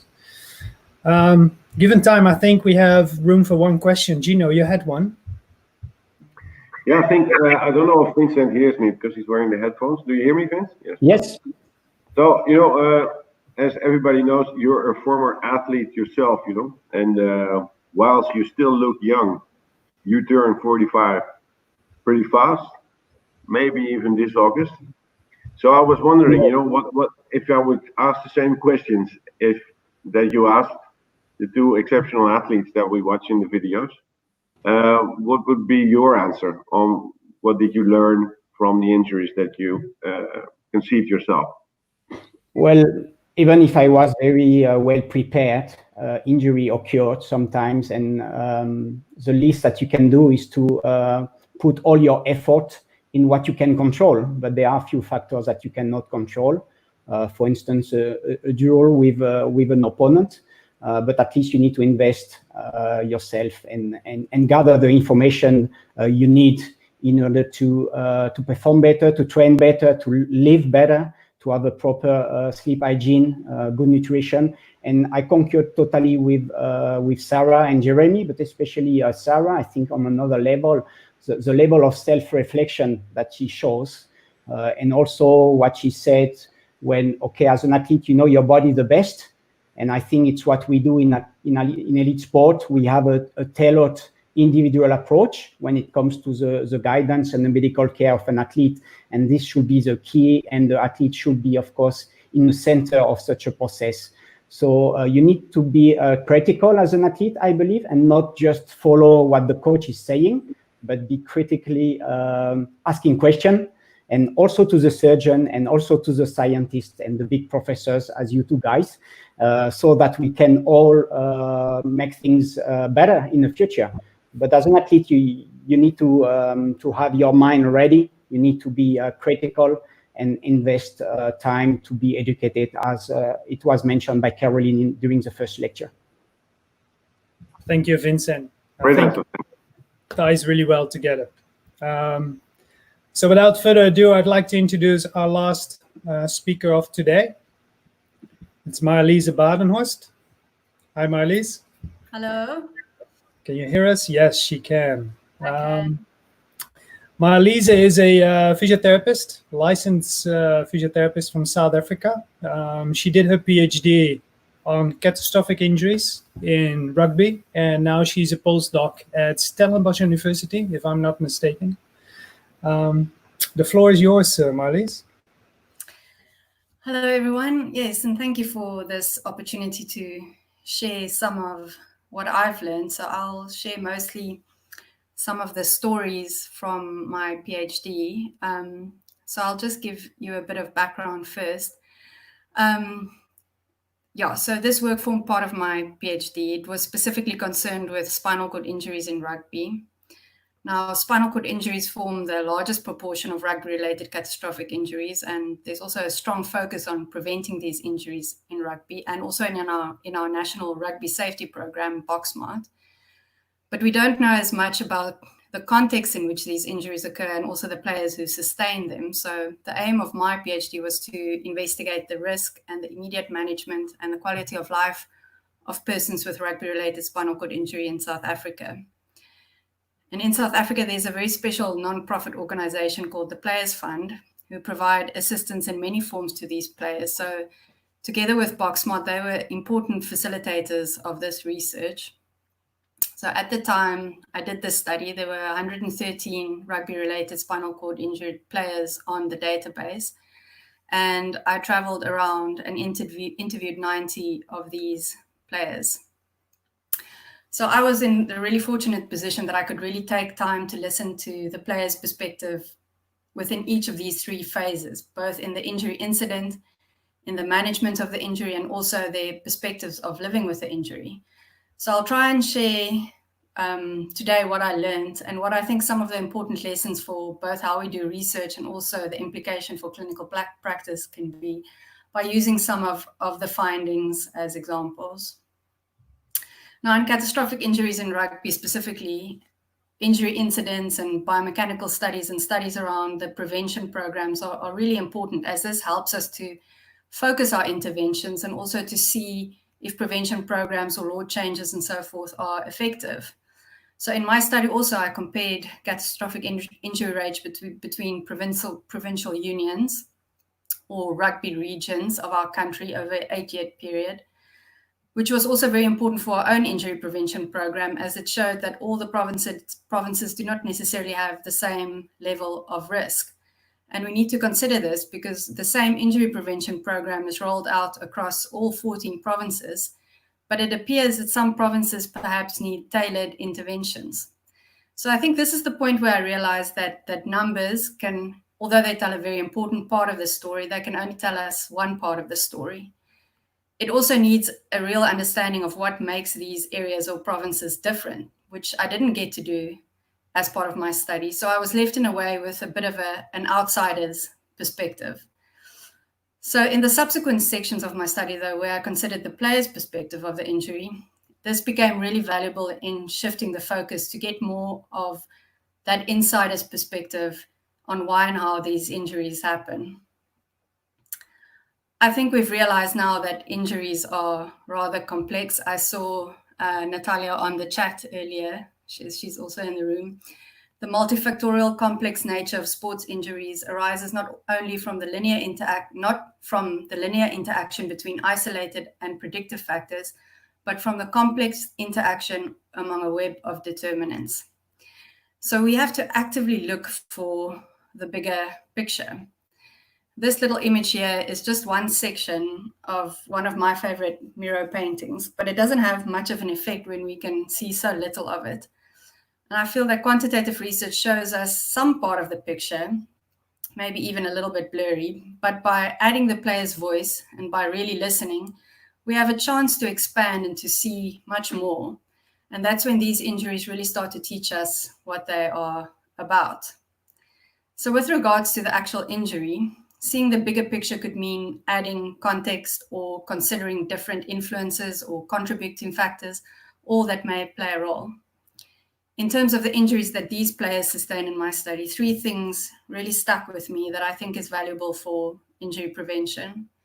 And this is the context of the injury incident, a glimpse of what drives their behavior, and then the signs and symptoms of a spinal cord injury in their own words, as recognizing these can help prevent further injury and also fast-track management. If we look at context, the detail around how and why things happen in real life is really what we're concerned with in injury prevention. 3 things were quite pertinent for me. Players injured during the scrum, engagement described not being ready for impact or not properly aligned, or those injured in a scrum collapse often reported multiple collapse scrums in the match that they were injured, and also difficulties communicating with the referee. Ball carriers often reported being unaware of the tackle and was not able to prepare properly, or being unable to deal with more than one tackler.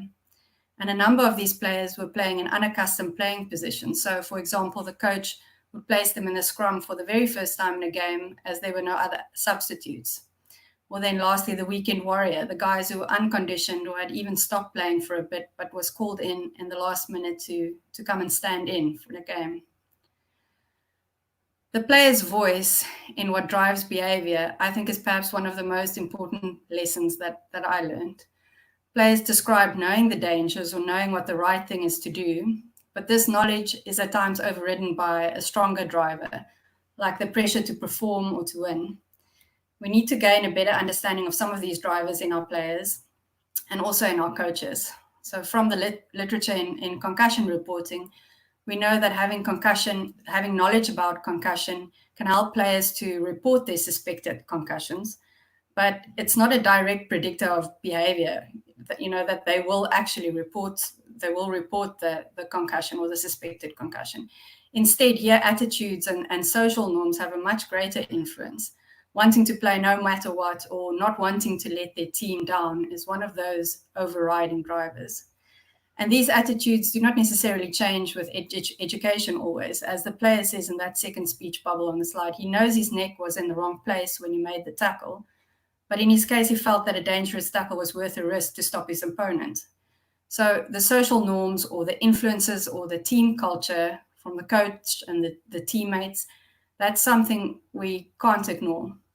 So this is as important for me in intervention programs as it is in clinical practice, trying to understand the motivators or the drivers behind behavior if we really want to change that behavior or have a chance at changing that behavior. Players also often verbalize the signs and symptoms to their teammates, the referee or the coach or whoever was closest to them.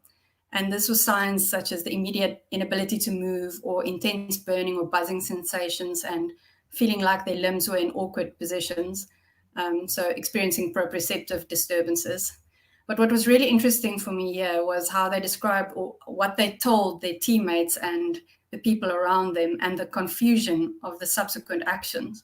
So some didn't understand what had happened, and they were often the ones to ask teammates to help them to sit up or to move their limbs, or players were just not sure, and other players were trying to help them but players were trying to describe these strange sensations that they were feeling.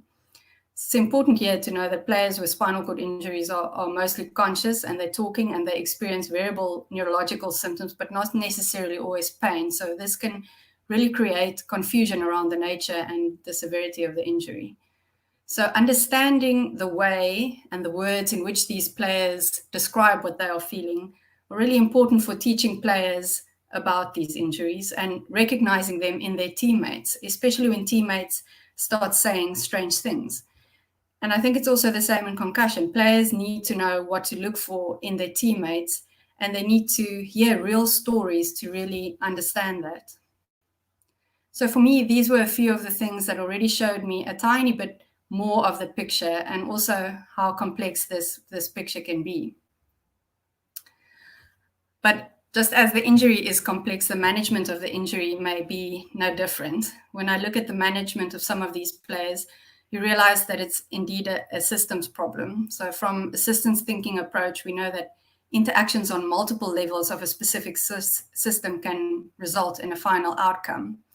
We see this in accident analyses, for example, in aviation. If you watch air crash investigations at all on TV, you'll know that it's never just one thing that causes a crash. It's an interaction of different factors that sort of result in the eventual outcome. For this Continental Airlines flight, the captain's failure to de-ice his plane's wings for a second time while waiting in a snowstorm for takeoff was the principal cause of the crash. But this was also because there was confusion between the air traffic controllers and the flight crew, which kept them on the wrong way for longer. And then they should have, then both the captain and the co-pilot were also relatively inexperienced, so they didn't know how to deal with this deviation in the flight plan. So there's issues on different levels of the system.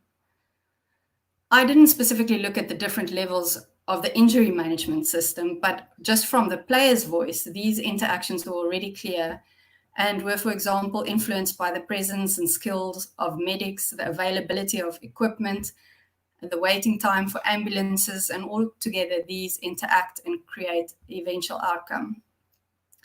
These factors are also influenced by whether the player is in a rural or urban area and whether they are from a high or low socioeconomic setting, and whether the injury happened before or after the implementation of BoxSmart, which was also set in place to try and streamline this management. So to illustrate this, I'll tell you a story of one of the players. I'll call him Albert, it's not his real name. Albert is an unfortunate example of a systems failure when it came to his management.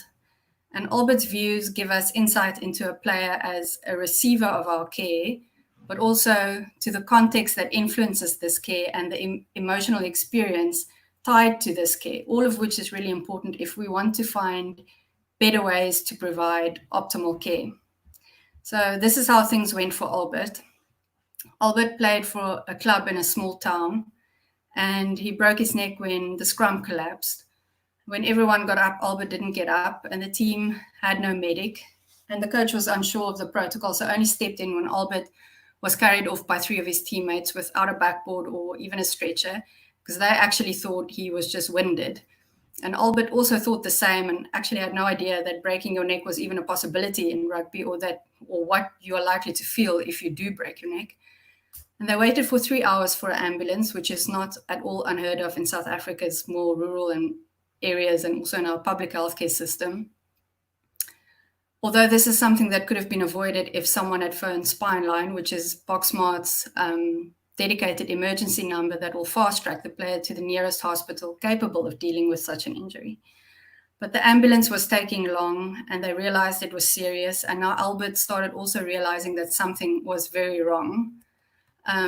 So they actually tried to get him into a private car to now take him to hospital, and luckily one of the spectators noticed this, and she was a nurse, and she managed to stop them. And finally, the ambulance arrived, but they took him to a district hospital that couldn't deal with the injury. And long story short, 3 hours later, after the subsequent 3 hours that he waited on the field, he was finally admitted to a hospital that could deal with his spinal cord injury. So Albert's a C4 complete.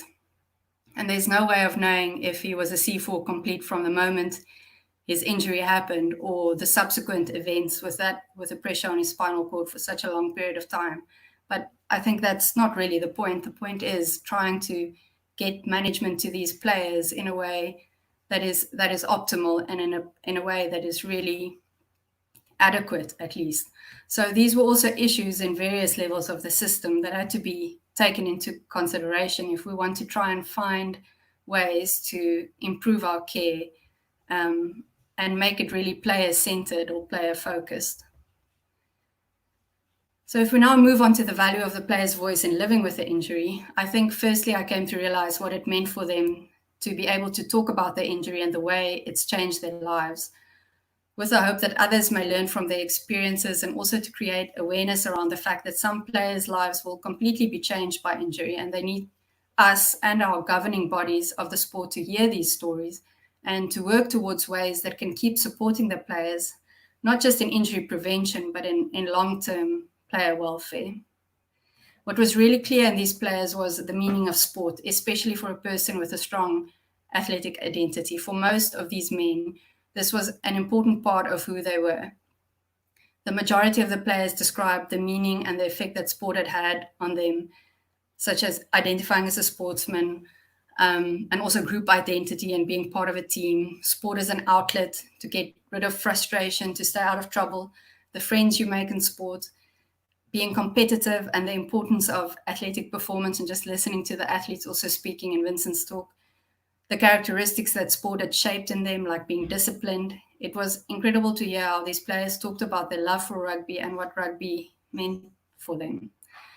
So we really want to keep them active. 11 of the 90 of these players found ways to participate in sport afterwards. Of course, the level of injury and whether they want to play sport is a role, but many voiced that this is something that they were now really missing in their lives and that they still wanted to be part of in some way. But here in South Africa, there's many barriers for people with disabilities to participate in sport, which in itself is an important place for us to actively try and make a change.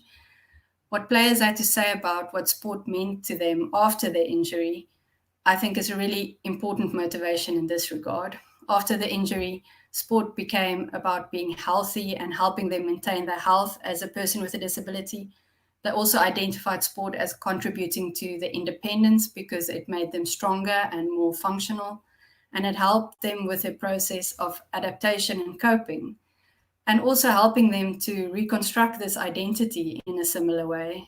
And of course, participation and being part of something that's meaningful to them. So I think this brings me to probably the main consideration of living with an injury of this extent, which is quality of life.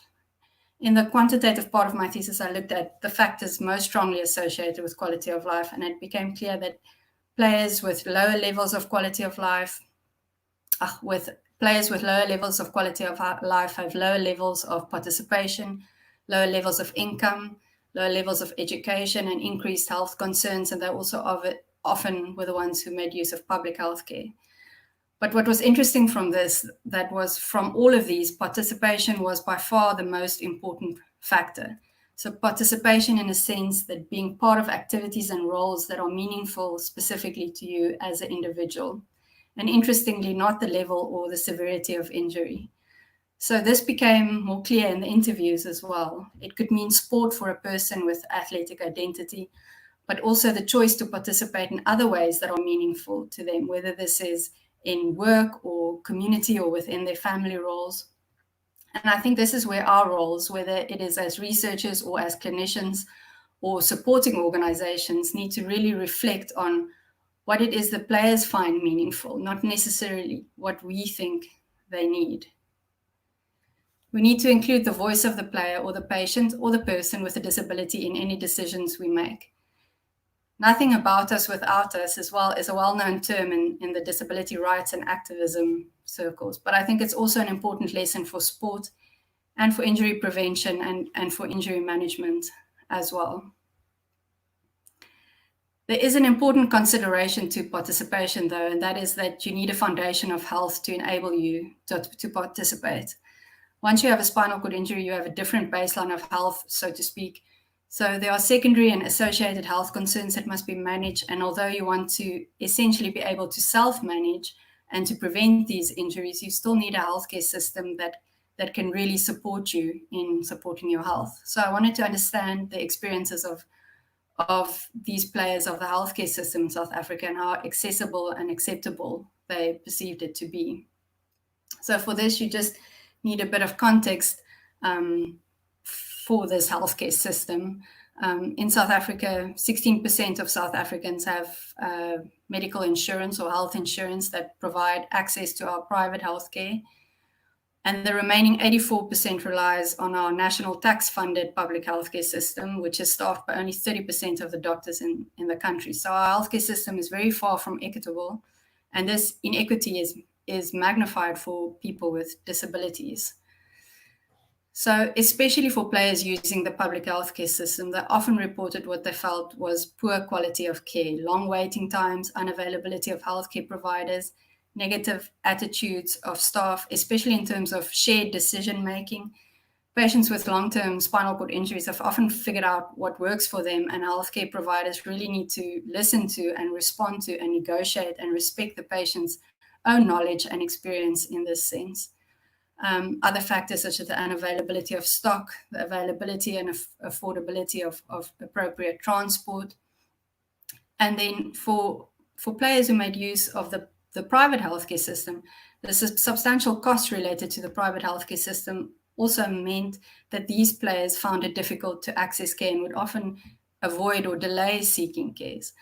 And then in general, the awareness and knowledge of healthcare providers in dealing with spinal cord injuries and rehabilitation barriers. So our specialized spinal cord injury rehabilitation centers are excellent, but the trouble really comes when these players are discharged into the community where rehabilitation is really difficult to access. So I think collectively the challenges that these players faced after injury shows us that the responsibility of player welfare should not stop at injury prevention. And Morne du Plessis was the chairman of the Players Fund that I mentioned earlier, said, "It's my belief that if we are supporting rugby, we need to support those whose lives are changed through the game too."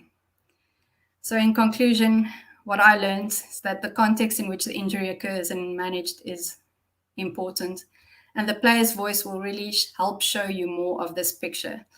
And when you really listen to the player's voice in context, you also realize why one-size-fits-all intervention programs have such a difficult job. In our context, in South Africa specifically, there are many challenges with disparities in social classes and education and playing facilities and also level of coaching. So these need tailored intervention. And then we need to find ways to facilitate participation that is meaningful to our players after these injuries. And we need to listen to players as receivers of our injury prevention efforts or of our care and use it to inform the changes across the system of which they are part of. So a lot of the photos you saw of players are from the Players Fund website. So if you are interested, you can read more about some of their stories and also the work that the Players Fund does at playersfund.org.za. Thank you, guys. Thank you very much, Marlies. A very insightful and motivating talk for us to do better. Gino, did you have a question? Yeah. The thing is, with such a like it's a little bit also like a heavy talk. It's very inspiring, but if you get into the talk, then you can kind of visualize yourself with all the injuries and the stuff. So I think my question will also focus on that a little bit, with starting up with the behavioral drive and the mental preparation. I thought with all the information that you have presented and all the stories that you've presented and that are more there, what would be your opinion about making like this virtual reality program for the youngsters to kind of experience it even more, the stories, than only listening? Because for myself, I feel when listening, it sticks with you, but after or during the match play, you tend to forget it again, you know. So might add even an extra level to kind of be able to experience what these last patients and former players have experienced. What is your thought about that? Just it's philosophical a little bit, but yeah, I think that is a very good point. Needing to experience, obviously they can't experience it in a full way, and the stories help to bring some of this message home. But I think what is also really important is the importance that can be added to it by the social norms and the environment. So the coach and the teammates, and really getting that culture of safety so that it is important for everyone, so that it isn't something that we just forget when, we've heard these stories and then we walk away and we forget them again. It's about changing a culture, which I think is really difficult, but I think that's where it's got to start. It's not just education, it's changing the way that players also look towards role models and look towards their coach and listen to what their teammates are saying. I think that's where our role can also be very valuable. Marlene, you just enlightened us on all the work you did for your PhD and for these players. How much of this has already changed the approach of South African rugby in regards to the care of these injuries and these players? So in Boxmart, they have incorporated a lot of the work around the signs and symptoms into their coaches education course. to also try and teach the coaches in their biannual course about what to look out for, but also hopefully for the coaches then to teach the players about what to look for and to recognize in their teammates. And then the Players Fund is actually working on, they call it a rapid reduction network. So they're trying to look at ways where we can really streamline the injury management of these players as well, by identifying a network of hospitals, and also enhancing awareness around Spineline, which is that dedicated emergency hotline that they can phone. So it's a nice circle around. Is we learn from athletes about what's happening, and we provide that back in teachings to the caregivers and the athletes themselves, which kind of relates again to the first talk of today's session. Interesting. Thank you very much, Marlies, for your time and effort. Thank you. Before everybody logs off, I do have a few slides. Let me share my screen. That's woozy.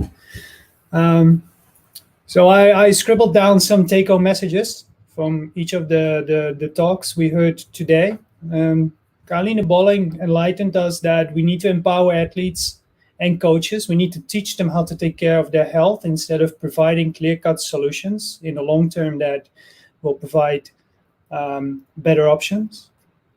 That was followed up by Rod Whiteley, who taught us that we should listen better to our patients and provide the care and appreciate the outcomes that matter to these athletes. Vincent showed us that the stories athletes have to tell, stories that teach us about their experience and that help us to provide better individualized care, potentially. And now finally, Marlies told us about the provision of athlete stories that gives us new level of insights in the complex nature of the onset, but also the care of sports injuries, and especially catastrophic injuries. And I think all of this says that athletes, coaches, the people we do it for have stories to tell, and those stories matter and should matter for our work. I think that is my main take-home message, and I hope you all have your own take-home messages from today's session. Now, before you log off, the next one before we go on summer holidays is a little bit different.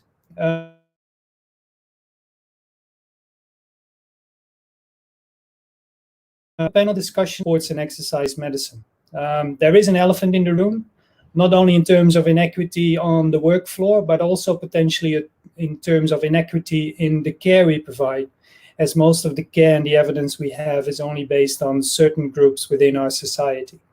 So we'll have a panel discussion on that with the speakers you see here on this slide: Tracy Blake, Sharif Hendricks from South Africa, Inota Lely from Indonesia, Osman Ahmed from the UK, and Nimala Pereira from Sri Lanka. So this is somewhat of a different setup and something for you to think about potentially during the holidays on the Northern Hemisphere. Then we followed it up in September back with a more clinical topic, which will be sports and osteoarthritis, but more will follow on that soon enough. So without further ado, then there's nothing more for me to say than thank you for joining us this morning. The stream will be available after this. So if you want to look back at the speakers of today, you can do so. And just drop us a line to tell us how it went. Thank you very much, and have a nice weekend.